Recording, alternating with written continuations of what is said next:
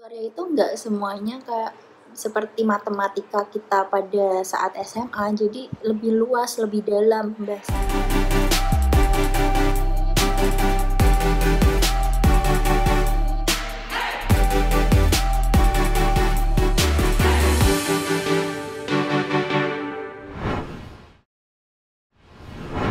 Halo teman-teman, perkenalkan namaku Isdi Herwila Widiasari. Kalian bisa panggil aku Dea. Saat ini aku berkuliah di program studi ilmu aktuaria, jurusan matematika, Universitas Brawijaya. Sekarang aku baru saja menyelesaikan semester 2 dan akan melanjutkan semester 3 di tahap selanjutnya.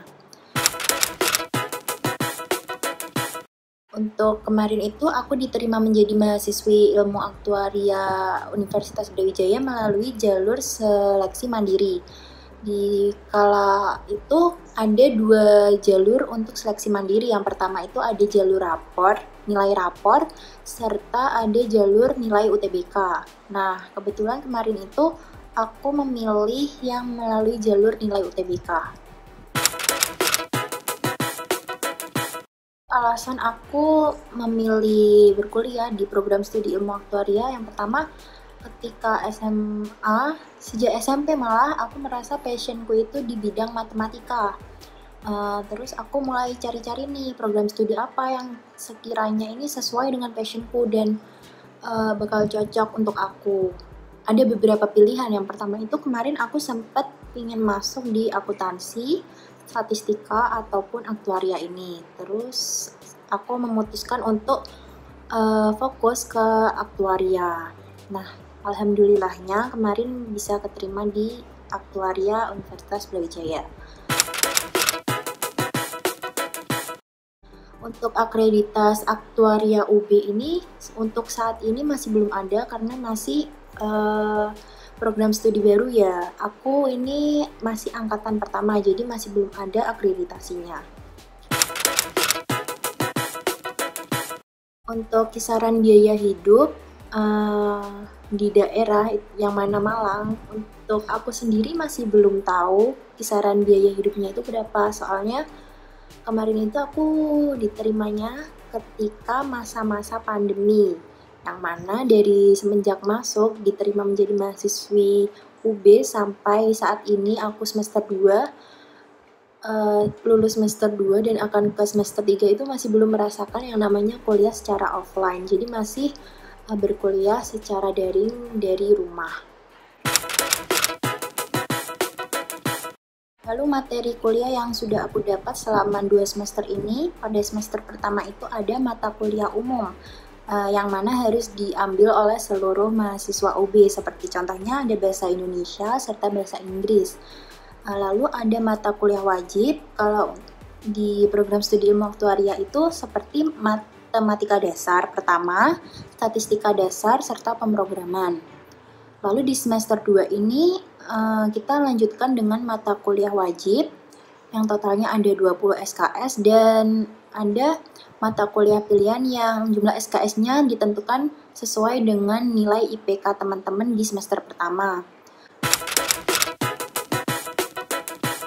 Nilainya susah apa tidak? Kalau susah atau tidaknya nilai itu tergantung dari pribadi masing-masing ya. Apakah teman-teman mau berjuang untuk nilai tersebut atau tidak. Jadi kembali ke pribadi teman-teman.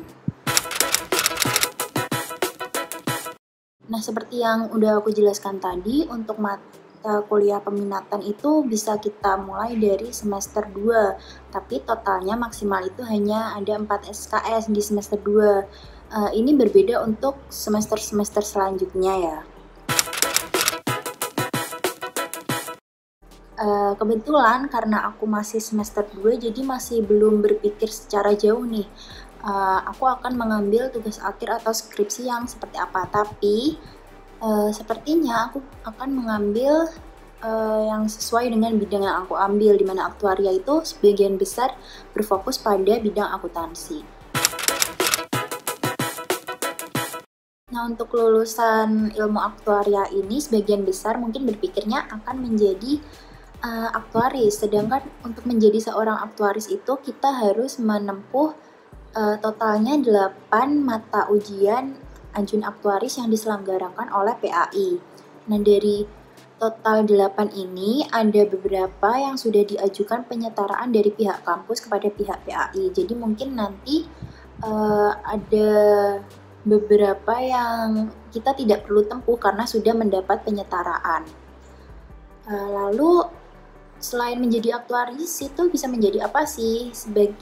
Kalau dari lulusan ilmu aktuaria, karena intinya itu kita membicarakan prospek masa depan, jadi sebagian besar lulusannya bekerja di bidang yang berkaitan dengan asuransi. Contohnya itu mungkin jadi pemeriksa klaim, penilai, atau agen penjualan asuransi.